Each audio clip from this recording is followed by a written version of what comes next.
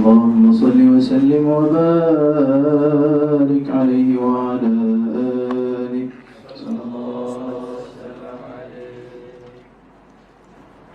يا ربي بالمصطفى بلغ مقاصدنا واغفر لنا ما مضى يا واسع الكرم enam puluh tiga umurnya baginda ketika dijemput Ar-Rafiqul A'la, tempuh dakwah baginda Nabi tercinta 23 tahun singkat jua. Sakit Nabi disebabkan racun Khaybar, ini seperti dinyata dalam khabar. Nabi wafat di pangkuan kekasihnya Sayyidatuna Aisyah, istri yang tercinta, dan bersuka dan bersiwa Nabi kita yang mulia dengan arak yang lembutkan istrinya. Waktu duha hari berduka, kembalilah Nabi kita yang tercinta di maqam jasad baginda yang suci, di tempat rohnya diangkat dengan pasti. Ini panduan sahabatnya yang setia, Sayyiduna Abu Bakar yang mulia, pemergian junjungan yang dikasihi, musibah yang besar buat umat ini. Jika kita yang tak lihat pun terasa, lebih lagi keadaan sahabatnya. Kata Anas, kekasih Nabi yang mulia, wafat Nabi gelaplah alam buana. Bersyukurlah wahai saudaraku semua, dikurniakan Nabi yang sempurna, juga dikurniakan sahabatnya, tidak lelah menyebarkan ajarannya. Jika tak kerana mereka semua, tak kecapi nikmat Islam iman kita. Ya Rabbi bil Mustafa balligh maqasidana waghfir lana ma madha ya wasi'al karami. Bab pada menyatakan tentang kewafatan baginda Nabi SAW. 63 umurnya baginda ketika dijemput Ar-Rafiqul A'la. Di bawah itu saya ada sebutkan hadis dan kemudian sedikit cerita berkenaan dengan kewafatan Rasulullah SAW dan pandangan ulama tentang umur baginda Nabi ketika dijemput oleh Allah Subhanahu wa taala. Itu kata ulama, ketika mana turunnya ayat idza jaa nasrullahi wal fath, maka ini merupakan surah terakhir yang ianya diturunkan di Mina pada hari Nahar. Ya, dan sebahagian pandangan mengatakan bahawa surah ini turun 3 hari sebelum kewafatan baginda Rasul sallallahu alaihi wasallam. Jadi Pandangan yang paling kuat, Rasulullah wafat pada umurnya 63 tahun. Dan ada pandangan yang lain menyebut 60 tahun. Baik, kemudian Ar-Rafiqul A'la. Ar-Rafiqul A'la itu adalah, nanti kita akan sebut di belakang ini, dia ada perbezaan maksud ataupun pandangan ulama tentang Ar-Rafiq Al-A'la. Tempoh dakwah baginda Nabi tercinta 23 tahun singkat juga. Jadi Nabi hanya berdakwah 23 tahun. 13 tahun di Makkah, 10 tahun di Madinah Al-Munawwarah. Dan tempoh dakwah tersebut tempoh yang sedikit, singkat dibandingkan dengan tempoh dakwah sebahagian anbiya yang memakan masa ratusan tahun. Tapi dakwah Nabi meluas dan juga sampai kepada kita sehingga pada hari ini. Sakit Nabi disebabkan racun Khaybar. Ini seperti dinyata dalam khabar. Jadi sebab itu Nabi mengatakan, mazalat aklatu Khaybar tu'awiduni fi kulli 'am hatta kana hadha awana qat'i abhuri. Dan Nabi mengatakan juga, ya Aisyah, ma azala ajidu alam at-ta'am alladhi akaltu bi Khaybar. Wa hadha awanun wajadtu qita'a abhuri min dhalika as-sum. Sum boleh dibaca dengan 3, sam, sum, sim. Jadi ini Nabi sendiri yang menyebut bahawa baginda telah terkena kesannya dengan racun Khaybar. Dan dalam hadis bila Nabi mengatakan, diceritakan bahawa seorang perempuan Yahudi, siapa perempuan tersebut? Namanya Zainab bintul Haris, yang merupakan saudara perempuan kepada Murahhab al-Yahudi. Dan Imam Nawawi telah menyebut bahawa beliau meriwayatkan tentang nama ini daripada Kitabul Maghazi karangan Musa bin Uqbah, dan juga dalam Dalailun Nubuwah karangan Al-Baihaqi. Namanya siapa? Zainab bintul Haris Al-Yahudiyah. Baik. Pada waktu itu dia tak masuk Islam. Dia kata dalam riwayat, kata dia masuk Islam. Dan dilihat, kata Sayyidatuna Aisyah, Sayyidina Anas bin Malik, kata beliau, maziltu a'rifuha fi lahawati Rasulillah. Saya melihat kesan daripada kena racun tersebut pada anak tekak Rasulullah. Rasulullah buka mulut, nampak kesan racun tersebut yang sangat kuat. Mungkin ada parut pada tekak Nabi kita Muhammad SAW.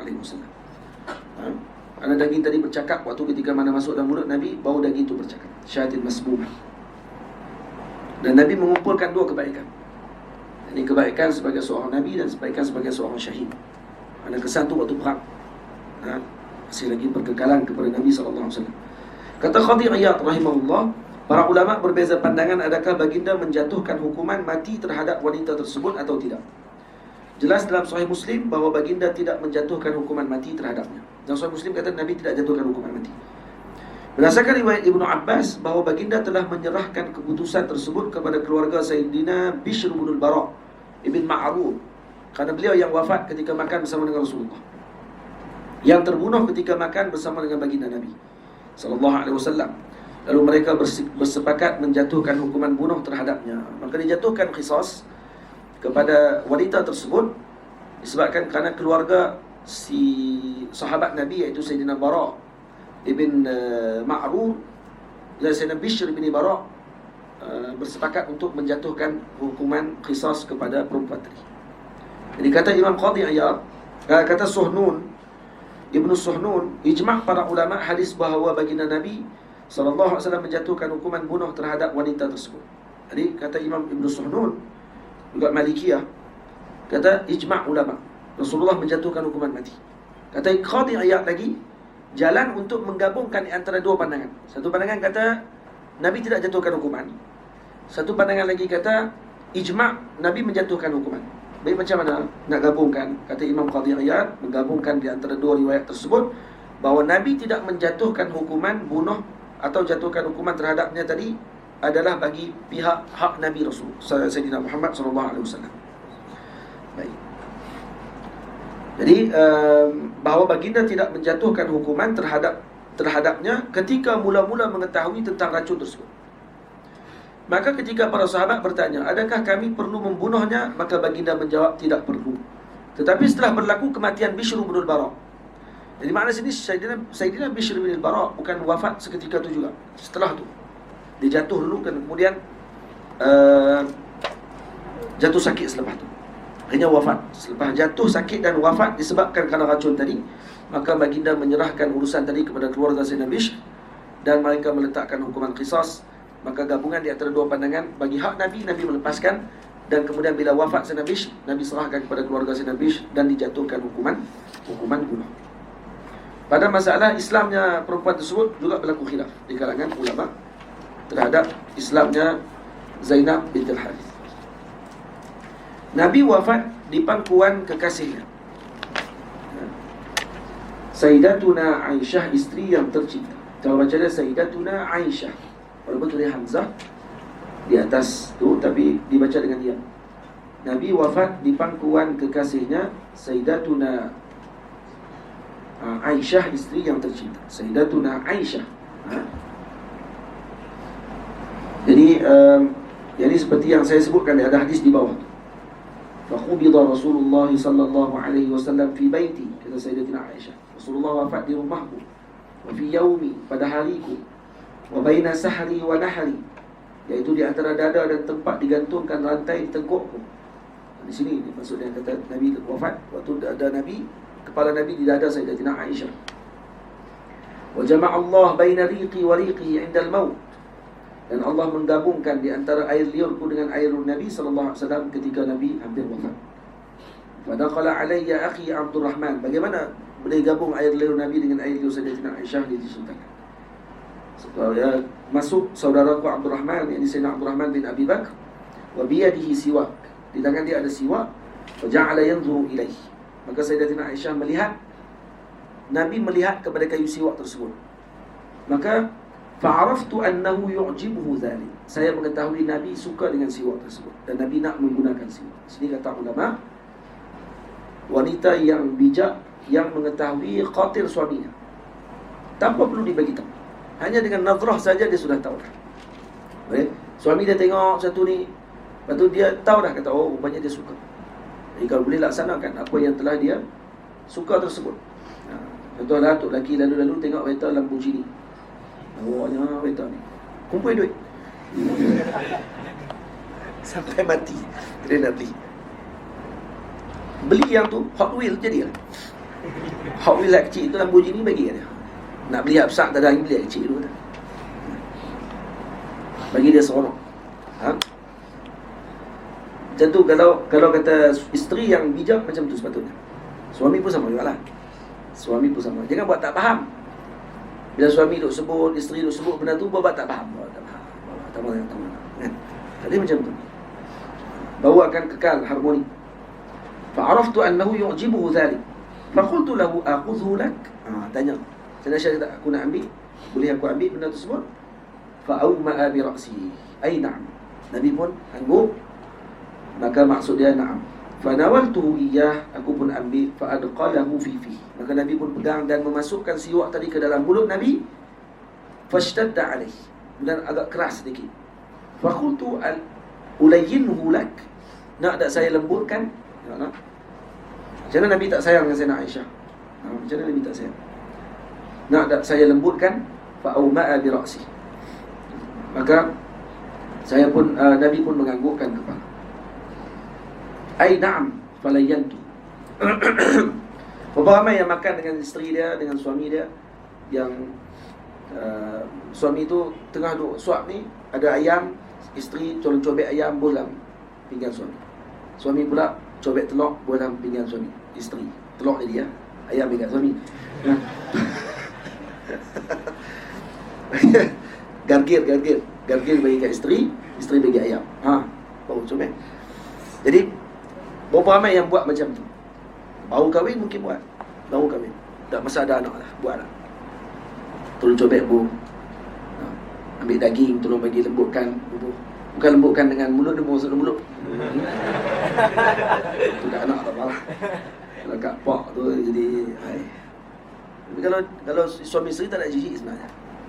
Masuk dalam bekah mulut isteri kita pun kita takkan jijik. Berapa ramai yang tatabuk cari tempat mana yang isteri dia minum waktu dia minum, seperti yang dilakukan oleh Rasulullah. Sayyidina Aisyah minum, ya, Nabi tengok mana tadi bekah mulut dekat mana, Saya dah tunjuk dekat sini. Nabi pun tak kat situ. Berapa ramai yang boleh buat macam tu? Kalau kita ni geli buat itu. Dia kadang-kadang jadi ni depan orang. Depan orang dia tunjuk. Dah buat yang ni di belakang orang. Waktu duduk dengan isteri tu baru ikhlas. Nah, ni buat depan orang, tunjuk sangat kata dia romantik. Masuk Facebook, masuk YouTube. YouTube lah. Masuk apa ni, Instagram. Tunjuk sangat kata dia bahagia. Tak perlu tunjuk sangat bahagia ni. Biasa-biasa je cukup. Bukan tak boleh tunjuk, tapi tak perlu sangat. Peluk-peluk dengan bini, masuk gambar, masuk orang tak perlu itu. Itu kadang-kadang menjatuhkan maruah para ilmuwan. Kalau buat macam peluk-peluk dengan bini. Lepas tu cari orang yang sesuai dengan kita lah. Kalau isteri kamu artis, mampu kamu. Nak kena ikut dia. Mana tak dapat Nilofa kan. Lepas tu nak kena ikut cara jalan hidup dia, mampu. Lepas tu cari yang sesuai dengan kita. Ustazah Mesek ramai. Ustazah Mesek ramai duduk atas. Cari mereka je. Ustazah pun sama juga, cari yang sesuai dengan kita. Cari ustaz-ustaz yang duduk di Mesir. Ustaz-ustaz ni banyak tengok kahwin dengan bukan semua lah, yang kahwin dengan orang-orang Malaysia. Maksudnya yang tidak belajar di Al-Azhar, dia akan agak sukar sikit lah. Pertama, tak biasa rasa senang dengan duduk di sini. Dia takkan rasa serasi dengan duduk di sini. Ni kalau kita pelajar yang duduk di sini dah, dia tahu dah cara hidup di sini.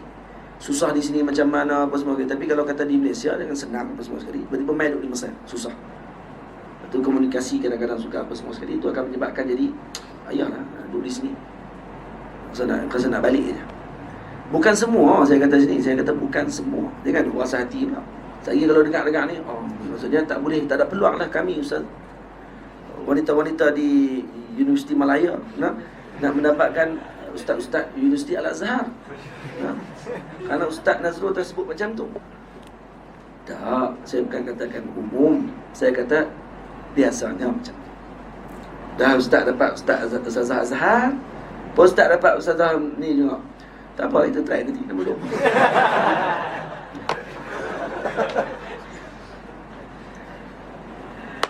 Mau seorang pun nak dapat terbang ramai. Kalau 2 orang matilah saya. Saya kali balik 2 orang, saya seorang tinggal kat sini. Tu baru anak ada 3 orang. Kalau 2 orang, anak 3 orang lagi, 6 orang. Tak riuh kapal terbang tu. Matilah saya. Orang Melayu pula dia lagi bincang, lagi bimbang masalah nak balik raya. Itu ya. Kalau balik raya mana satu, dia berkelai je lah. Apa semua kali nak payah. Cari anak yatim. InsyaAllah tak balik raya mana. Ikut lelaki dia. Cari anak yatim. Pergi cari kat rumah anak yatim. Belah tu. Itu betul tak mau. Tu tak mau. Betul. Dulu ada kawan-kawan kita Aceh. Ustazah Aceh yang mak ayah dia meninggal waktu apa ni, tsunami.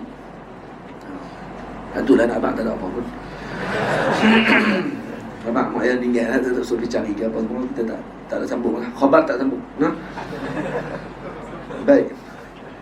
Kemudian nawaltuhu iyah fa adkhalahu fi fihi fashtadda alayhi fa qultu ulayinhu lak fa awma'a bi ra'sihi ay na'am falayyantuhu wa kana baina yadayhi raqwatu ma.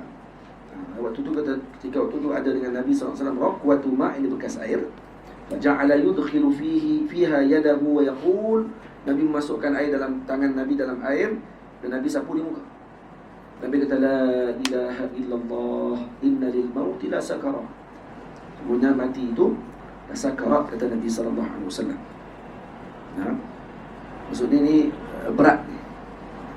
Summa nasaba yadahu wa yaqul ar-rafiq al-a'la. Nabi pun sebut ar-rafiq al-a'la. Ar-rafiq al-a'la ditunjuk dengan hari Nabi sallallahu alaihi wasallam. Baik, apa makna rafiq al-a'la? Rafiq al-a'la maknanya yakni saya memohon kepada Allah dapat bersama dengan teman yang tertinggi.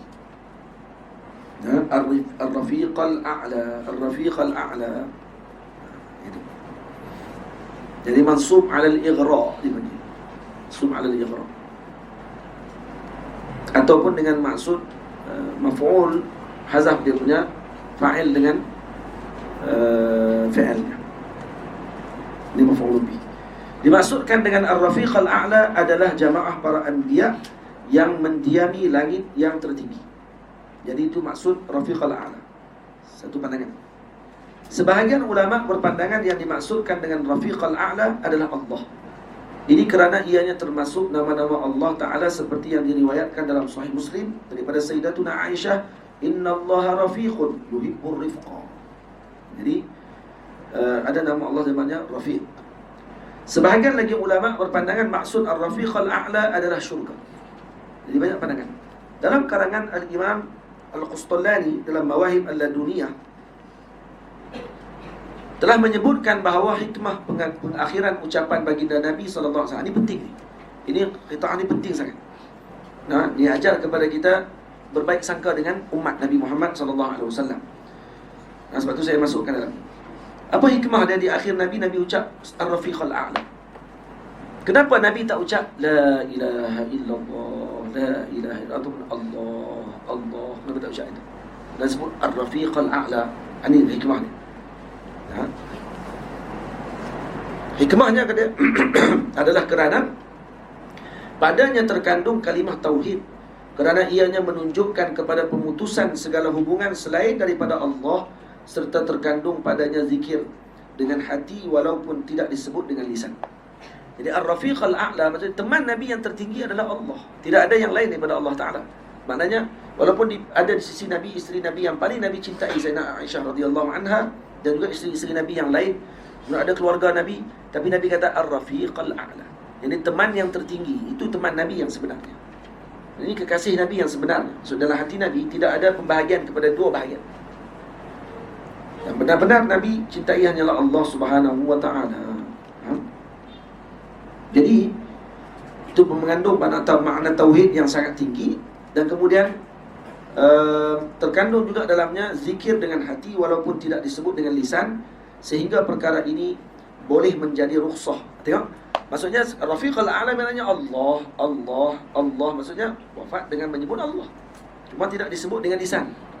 Dan ini juga kata Al-Imam Al-Khustullani menjadi rukhsah kepada selain baginda Nabi di kalangan umatnya. Jadi tidaklah disyaratkan sebutan dengan lidah ketika hampir mati. Faham? Ini kerana terdapat sebahagian manusia yang terhalang untuk mengucapkan dengan lidah, maka tidak mudarat kepadanya jika hatinya masih sentiasa dalam keadaan menyebut kalimah tauhid. Lepas tu kita doa kepada Allah, ya Allah jangan matikan hati kita. Maksudnya kita koma. Nah, kita koma tapi hati masih hidup. Masih lagi dalam keadaan daya sedar ada lagi waktu itu. Cuma tak terputus dah dengan dunia yang zahir ini. Dan mungkin waktu itu masih lagi mengucap Allah, Allah, Allah. Kita cuma tak dengar. Jadi jangan hukum orang bila mana kita melihat dalam keadaan tersebut, kita kata tak sempat dia mengucap Allah, Allah. Tak. Mungkin dia sebut dalam hatinya. Waktu ni baik sangka kita dengan umat ni perlu. Kita tengok ada orang mati tak sebut la ilaha illallah depan mata kita, jangan kita kata dia tak mengucap. Kesian. Mati tak ada nak mengucap. Tak dengar pun tadi. Macam dia dengar semua. Dalam hati ada lisan juga dalam hati. Yang tu kan dia mengucap, kita bukan nak tahu. Jadi tanggung kata mungkin dia mengucap dalam hati. Dari mana datang faedah tersebut? Daripada ucapan Nabi Ar-Rafiq Al-A'la, Ar-Rafiq Al-A'la. Maknanya apa? Dalam hati Allah, Allah, Allah. Itu maksudnya. Faham? Jadi ini akan mengajar kita baik sangka kepada umat Nabi Muhammad sallallahu alaihi wasallam. Qultu, kata saya, pandangan ini sangat baik bagi melatih diri kita berbaik sangka dengan sesiapa sahaja di kalangan muslimin yang kita tidak mendengar ketika hampir matinya menyebut kalimah la ilaha illallah, kerana berkemungkinan dia menyebut di dalam hatinya. Dan itu saja. InsyaAllah khair. Maka kita tak akan buruk sangka dengan umat baginda Rasul. Dan bersiwak Nabi kita yang mulia dengan arak yang dilembutkan isterinya. Arak ni kayu arak lah, bukan dengan air arak tu. Ni arak ni kayu arak. Ada seorang makcik main jumpa saya dah baca dah syarah dah. Dan bersiwak Nabi kita yang mulia dengan arak yang dilembutkan isterinya. Dulu pening. Saya syarah dah, ni kayu arak. Tapi saya tak tulis di bawah lah. Patutnya kena tulis arak tu meletak kaki nombor 1, bawah kayu arak maksudnya. Lepas tu dia main jumpa saya. Main jumpa. Dia kata, Ustaz, jadi boleh guna arak lah untuk nak ni. Ui, arak mana Ustaz? Apa ni makcik? Ni dia kata ni. Ustaz sebut tu, dengan arak yang dilembutkan. Arak mana boleh lembut kan? Arak ni kayu lah. Bukan ayat arak tu, ayat arak nak pergi lembut kat mana? Lembut itu. Arak tu kayu arak katanya. Oh, kayu arak. Oh, kayu siwak tu nama dia arak ada. Nama dia kayu arak. Kayu zaitun ada, kayu arak. Tapi dah Nabi guna kayu arak. Itu je. Nama pun syair. Ringkas lah. Awak Ustaz tak tulis dengan kayu arak yang dia makcik buat sendiri kalau buat syair ni. Tapi dia tak kata tu lah.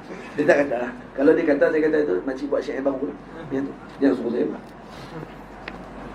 Waktu duha hari Isnin yang berduka, kembalilah Nabi kita yang tercinta. Jadi Nabi wafat pada hari Isnin pada waktu duha. Pada waktu duha. Jadi disebut dalam hadis Sayyidina Anas bin Malik, akhiru nazrati nazartuha ila Rasulillah sallallahu alaihi wasallam kashfu sitarati yawm al-ithnain fa nazartu ila wajhihi ka'annahu waraqatu mushaf. Akhir pandanganku yang telah aku melihat kepada wajah Rasulullah ketika Rasulullah membuka tirai rumah Nabi sallallahu alaihi wasallam pada hari Isnin, ini pada waktu subuh. Pada waktu subuh Nabi membuka tirai, Nabi melihat umat pada waktu subuh. Dan aku melihat Rasulullah pada waktu subuh. Di mana dia waktu semayang ni, tengah semayang ni, bila Nabi buka, sahabat baling tengok Nabi. Faham? Baling tengok Nabi pada waktu subuh. Jadi bila tengok dengan Rasulullah pada muka Nabi, tengok, Masya Allah. Kata Nabi, kata Sayyidina Anas, "Fanazartu ila wajhihi ka'annahu waraqatu mushaf." Wajahnya seperti waraqah mushaf. Ini kata apa ni, para ulama bila disebut ka'annahu waraqatu mushaf, ni ada makna dia, maksudnya wajah Nabi sallallahu alaihi wasallam ini merupakan kinayah katanya kepada cantik dan juga bercahaya wajah baginda seakan-akan halayan mushaf. Dalam halayan mushaf ada kalamullah, ada tulisan-tulisan tersebut yang Allahumma salli ala yang cantik, yang itulah keadaan seperti wajahnya Rasulullah sallallahu alaihi wasallam. Dan kemudian wan nasu khalfa Abi Bakr maka dan nasu an yattaribu. Waktu tu orang tengah semayang, Sayyidina Abu Bakar tengah jadi imam. Orang pakai tepuk tangan. Yang lelaki subhanallah, yang perempuan tepuk tangan semua. Tepuk tangan di belakang ni untuk bagi tanbih pada Sayyidina Abu Bakar. Sayyidina Abu Bakar tengah duduk jadi imam. Nak tahu tak mana salah dia ni? Terus dia pusing tengok, pusing kepala. Bukan pusing badan, pusing kepala. Pusing kepala, tengok Rasulullah. Terus dia pergi ke belakang, dan Rasulullah kata, "Makanak."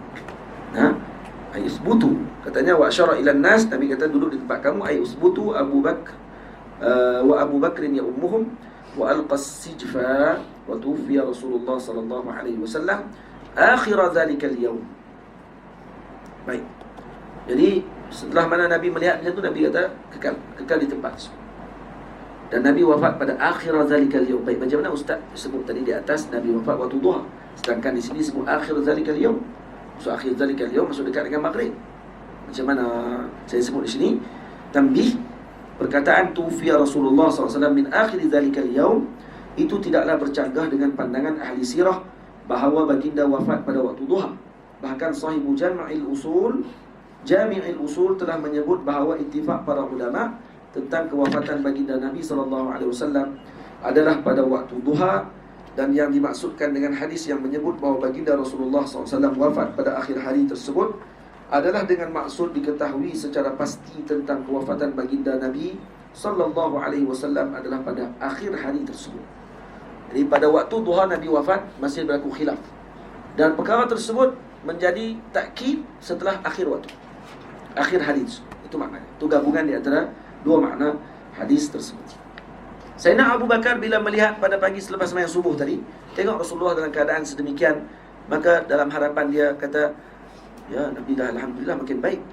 Sebab Nabi boleh bangun, dan kemudian Nabi dah, wajah Nabi makin ceria pada waktu tersebut. Dan Nabi tersenyum melihat umat. Sayyidina Abu Bakar kata, insya-Allah Nabi dalam keadaan baik. Dan pagi tersebut beliau balik ke kampungnya, kampung isterinya yang kedua kalau tak salah saya. Dan kemudian tinggal di situ sekejap. Dan pada waktu duha, tengah Sayyidina Abu Bakar solat duha di masjid di kampungnya, datanglah Sayyidina Salim radhiyallahu ta'ala. Sayyidina Salim yang datang menangis pada waktu tersebut bagi tahu Rasulullah telah. Waktu dia menangis datang tu, Sayyidina Abu Bakar dah selesai sembahyang. Dia masuk dah menangis dah. Sebab orang hantar Sayyidina Abu Bakar. Sebab Sayyidina Umar waktu tu sedang di Madinah, di rumah Nabi SAW, dekat rumah Rasulullah. Kata, siapa yang kata Rasulullah wafat, sa'dribuhu bi sayfi, bukan pancung dia dengan pedang. Rasulullah tidak wafat, kata dia. Rasulullah hanya pergi bertemu dengan Allah seperti Musa bertemu dengan Allah. Maka dia berkata, tak ada orang yang akan meletakkan hukum pada waktu sekarang melainkan sahibu Rasulullah, iaitu Sayyidina Abu Bakar sahaja yang boleh meletakkan hukum. Orang tak boleh letak. Maka dihantar Sayyidina Salim. Sayyidina Salim pergi ke rumah Sayyidina Abu Bakar. Dan sampai di kampung tersebut. Kampung tu dekat dengan kawasan Masjid Umamah. Masjid Umamah dekat kawasan depan Masjid Nabawi. Tapi kalau dulu ni mungkin jauh, sebab dulu kampung banyak. Jadi nak kena lalu di celah-celah rumah orang semua agak ambil masa. Jadi Sayyidina Abu Bakar bila Sayyidina Salim masuk saja, terus dia pusing dan dia kata, "Tufi ya Rasul." Rasulullah wafat hari ini. Maka Sayyidina Salim kata, "Nah, kita jom kita pergi sekali." Pergi. Sampai di Madinah Al-Munawwarah, sampai di rumah Rasulullah, Sayyidina Abu Bakar minta izin untuk buka jalan. Maka Sayyidina Salim kata, buka jalan kepada sahibu Rasulillah. Sayyidina Abu Bakar gelaran dia sahibu Rasulillah, karena disebut dalam Al-Quran, "Idh yaqulu li sahibihi la tahzan, innallaha ma'ana." Ini pujian yang paling agung yang diberikan kepada Sayyidina Abu Bakar, karena Allah sendiri yang menyebut Sayyidina Abu Bakar sahibu Rasulillah. Itu para ulama kata, siapa yang ingkar persahabatan Sayyidina Abu Bakar dengan Rasulullah, maka kafir hukumnya. Siapa ingkar persahabatan orang lain dengan Rasulullah, maka hukumnya fasik. Yang para sahabat yang lain hukumnya fasik kalau diingkari. Tapi Sayyidina Abu Bakar diingkari, kafir terus, kata Imam Qurtubi. Karena Allah Ta'ala sendiri yang mengiktiraf beliau sebagai sahabat Nabi SAW. Itu para sahabat memanggil beliau dengan sahibu Rasulillah. Maka Sayyidina Abu Bakar dikatakan buka jalan kepada sahibu Rasulillah. Dan Nabi Sayyidina Abu Bakar masuk, melihat wajah Nabi dan menangis beliau pada waktu tersebut, dan mencium dahi Nabi kita Muhammad SAW. Dan kata Sayyidina Abu Bakar, cantik wajahmu ya Rasulullah ketika hidup, dan waktu wafat kamu juga cantik ya Rasulullah. Kemudian baru Sayyidina Abu Bakar keluar, duduk di depan. Dan kemudian Sayyidina Abu Bakar arahkan Sayyidina Umar suruh duduk. Duduk dulu hai Umar. Waktu Sayyidina Abu Bakar sebut tu, barulah Sayyidina Umar boleh duduk. Orang lain tak boleh nak mengawal Sayyidina Umar, melainkan Sayyidina Abu Bakar saja. Terus Sayyidina Abu Bakar pesan kepada Sayyidina Umar, kalau aku masih hidup, kalau kata aku dengan Rasulullah masih hidup, Rasulullah boleh mengawalmu. Kalau aku masih hidup, aku boleh mengawalmu. Tapi kalau aku dah tidak ada lagi, wahai Umar, siapa yang akan kawal kamu nanti? Yang akan kawal kamu adalah kamu sendiri. Sayyidina Umar tidak boleh untuk menggantikan tempat Sayyidina Abu Bakar waktu Sayyidina Abu Bakar masih ada. Sebab yang boleh pegang dia hanya Sayyidina Abu Bakar saja. Yang boleh pegang Sayyidina Umar hanya dua orang saja, Sayyidina Abu Bakar, Sayyidina Rasulullah SAW. Orang tak boleh nak letakkan arahan dan juga hukuman kepada Sayyidina Umar radhiyallahu anhu. Disebut saya suruh duduk wahai Umar, duduk. Sayyidina Umar terus jadi macam kanak-kanak depan Sayyidina Abu Bakar. Terus duduk daripada waktu tersebut. Dan barulah Sayyidina Abu Bakar membacakan ayat Allah Ta'ala, "Ma Muhammadun illa Rasul." Dan bila baca ayat tersebut, kata para sahabat, akan kami kali pertama mendengar ayat tersebut sedangkan kami menghafal ayat. Jadi ilmu yang ada ni siapa dia? Ilmu Sayyidina Abu Bakar. Ilmu ketika syiddah siapa yang ada? Sayyidina Abu Bakar. Sebab tu Sayyidina Abu Bakar yang menentukan di mana tempat dimakamkan Nabi SAW. Sebab ada sahabat yang, kalau kita kata, macam mana tadi hadis yang Ustaz sebut, Sayyidina Abdullah bin Umar tak jumpa hadis solat duha, sedangkan ramai sahabat lain jumpa. Tak mustahil tidak jumpa.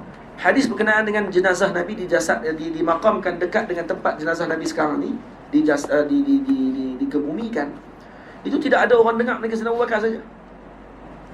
Orang pakai khilaf pada waktu tersebut. Nak dengar di mana, nak tahu di mana? Di Baqi' kah? Di Palestin kah? Akan bawa balik ke Palestin semula. Duduk di sebelah makam Sayyidina Khalil Ibrahim dan juga Sayyidina Ismail. Sayyidina Ismail di Makkah. Nak duduk di sebelah datuknya, ini ayahnya, itu Sayyidina Ibrahim. Atau nak bawa balik ke Mekah semula, dimakamkan di Mekah, ataupun nak makamkan di Baqi', atau nak makam di mana sekarang. Maka Sayyidina Abu Bakar yang meletakkan hukum. Kata Rasul, kata Nabi Sayyidina Abu Bakar radhiyallahu anhu, "Ma qabadallahu nabiyyan illa fil mawdi' alladhi yuhibbu an yudfana fihi." Nabi tidak akan ditarik melainkan di tempat yang dia sukai, di mana dia akan ditanam, ataupun di tempat yang Allah suka, di mana dia akan ditanam. Idfinuhu fi mawdi'i firashi. Kata Sayyidina Abu Bakar, kebumikan Rasulullah di tempat Nabi SAW wafat, di atas firasnya, di atas katil, di bawah katil tersebut dimakamkan Nabi kita Muhammad SAW. Dan mereka sepakat pada waktu itu. Ini kisah ni kena baca dalam Ada kitab yang dikarang berkenaan khas berkenaan wafatir Rasul, karangan Al-Imam An-Nasa'i radhiyallahu anhu. Dia baca kitab tersebut. Dimakamkan jasad baginda yang suci di tempat rohnya diangkat dengan pasti. Ini panduan sahabatnya yang setia, Sayyiduna Abu Bakar yang mulia. Jadi beliau yang telah meletakkan kedudukan tersebut. Pemergian junjungan yang dikasihi musibah yang besar buat umat ini. Jika kita yang tak lihat pun terasa, lebih lagi keadaan sahabatnya. Jadi Allahumma salli ala sayyidina Muhammad. Ada ulama menulis kitab musibatul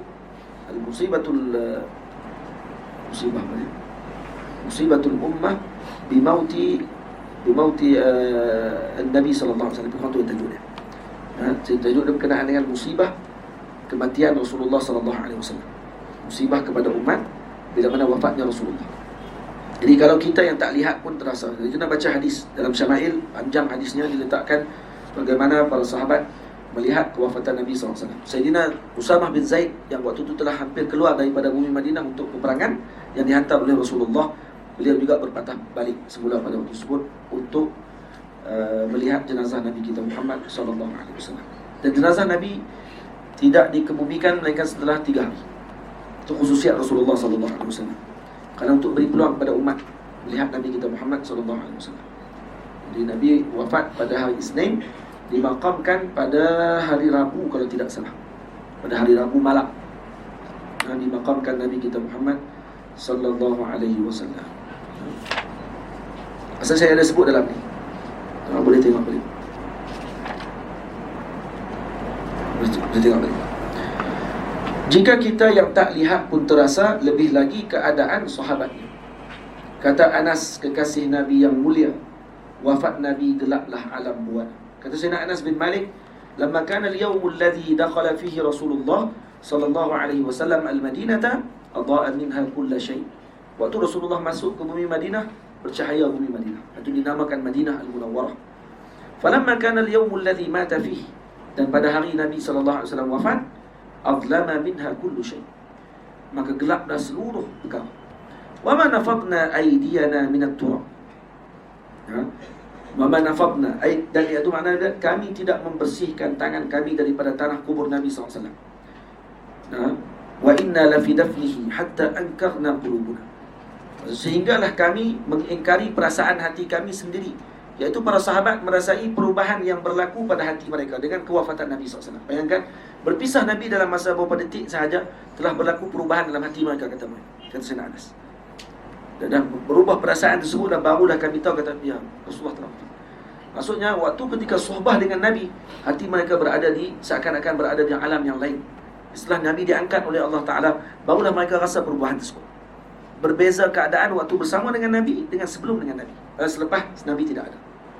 Faham? Dan kerana mereka juga adalah kaum yang tidak pernah diutus Nabi, atau mereka berlaku khilaf banyak. Kita nak buat macam mana ni? Nabi adakah nak dimandikan?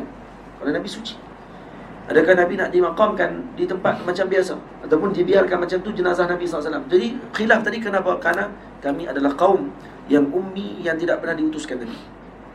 Jadi kerana tu kena ada panduan. Siapa yang bagi panduan tersebut? Sayyidina Abu Bakar dan juga Sayyidina Khadir alaihissalam. Nabi Khidir turun pada waktu tersebut dan memaklumkan kepada mereka bagaimana untuk menguruskan jenazah Rasulullah. Sebab ada satu cerita dalam riwayat disebut, pada hari wafatnya Rasulullah, dengar satu suara kata, jangan dimandikan Rasulullah, kerana dia adalah yang suci. Tiba-tiba dengar satu suara lagi pula, mandikan Rasulullah. Dan Sayyidina Ali kata, Sayyidina Ali ada waktu tu, Sayyidina Ali kata, kamu tahu suara yang pertama siapa? Itu Iblis. Kamu tahu suara yang kedua siapa?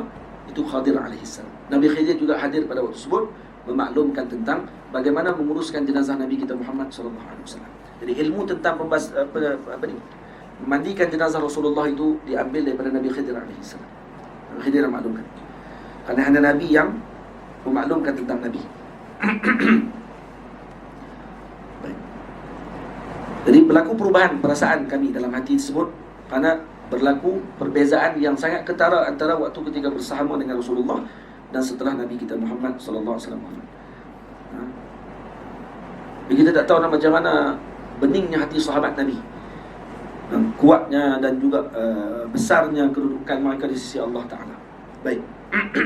Lepas tu disebut ni kelembutan dan beningnya hati para sahabat Nabi itu dirasakan berubah setelah perpisahan dengan baginda Rasul sallallahu alaihi wasallam.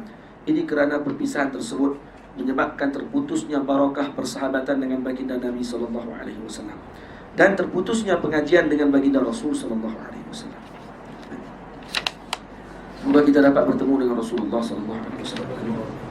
Bersyukurlah wahai saudaraku semua, dikurnia akan Nabi yang sempurna, juga dikurnia akan sahabatnya, tidak lelah menyebarkan ajarannya. Jadi kita bersyukur kepada Allah. Allah Ta'ala mengurniakan kita menjadi umat Nabi Muhammad sallallahu alaihi wasallam, umat yang dicemburui oleh Nabi Allah Musa alaihi salam dan para anbiya yang lain. Jadi kita bersyukur Allah memilih kita menjadi umat Nabi Muhammad. Dan kita tambah syukur lagi bila mana kita dipilih untuk memuliakan dan beradab dengan Nabi kita Muhammad sallallahu alaihi wasallam. Dan kita doa moga Allah Ta'ala kekalkan perasaan tersebut dan kekalkan pengetahuan tersebut kita dengan Rasulullah sallallahu alaihi wasallam. Yang ada perkataan daripada mulut kita yang biadab dengan Nabi kita Muhammad, ahli keluarga Nabi kita Muhammad sallallahu alaihi wasallam, dan juga para sahabat Nabi ridwanullah alaihim ajma'in. Juga dikurnia akan sahabatnya, tidak lelah menyebarkan ajarannya. Jika tak kerana mereka semua, tak kecapi nikmat Islam iman kita. Kalau tak kerana mereka, kita tak akan dapat menikmati dan mengecapi nikmat al-iman dan juga al-Islam, yang merupakan nikmat yang sangat agung. Dan moga-moga kita dapat bertemu dengan baginda Sayyidina Rasul sallallahu alaihi wasallam. Dan di akhir pada bab ini kita letakkan bab pada menyatakan tentang mimpi bertemu baginda Nabi sallallahu alaihi wasallam. Tafaulan, moga-moga kita akan bermimpi bertemu dengan Rasulullah setelah mempelajari kitab ini dengan teliti. Dan kata ulama, seorang yang tidak lagi bermimpi bertemu dengan Rasulullah, di mana dia masih lagi baca, kata ulama, antara fawaid ataupun faedah mengulang-ulang syama'il, akan bermimpi bertemu dengan Rasulullah. Tapi kalau masih lagi tidak bertemu dengan Rasulullah, maknanya masih kurang lagi bilangan tersebut untuk, dan dia perlu disempurnakan lagi. Ada seorang ulama, kata beliau, saya telah mengkhatamkan Dalailul Khairat ribuan kali tidak bertemu dengan Rasulullah, sehingga dia khatam hampir 20,000 kali barulah dia bertemu dengan Rasulullah SAW. Maksudnya berapa puluh ribu kali lepas tu baru mimpi jumpa Nabi. Maksudnya itu peringkat untuk dia bertemu dengan Nabi SAW. Ada yang berselawat kepada Nabi sehari 1000 kali, seperti Al-Imam Abu Hasan Syadli disebutkan kata dia berselawat kepada Nabi sehari 1000 kali dan bermimpi bertemu dengan Nabi setiap malam. Dan ada yang telah berselawat kepada Nabi 15,000 sehari, selama setahun masih lagi tak bertemu dengan Rasulullah. Setelah tu baru bertemu dengan Rasulullah, tapi kena muwazabah. 15,000 setahun tak temu lagi dia. Lepas tu baru bertemu. Maksudnya, kalau kata kita laksanakan tu kena istiqamah. Contohnya kalau kita berselawat kepada Nabi sehari 1000 kali, istiqamah sampai kita jumpa Nabi. Tengok berapa tahun lepas tu kalau jumpa. Kalau jumpa, maksudnya telah sampai kepada peringkat yang sepatutnya kita lakukan. Faham? Kalau tak jumpa lagi, tak sampai lagi, teruskan lagi. Jangan berhenti, teruskan lagi. Jangan baca syama'il 20 kali, 30 kali tak mimpi lagi jumpa Rasulullah, baca lagi. Kemungkinan selepas 1000 kali baca baru jumpa. Mana tak tahu. Itu jenuh saya. Tak ada jalan lain dah. Ikut suka. Ada jalan lain, buatlah jalan lain. Buat jalan lain pula untuk kalau kita nak jumpa dengan Nabi sallallahu alaihi wasallam.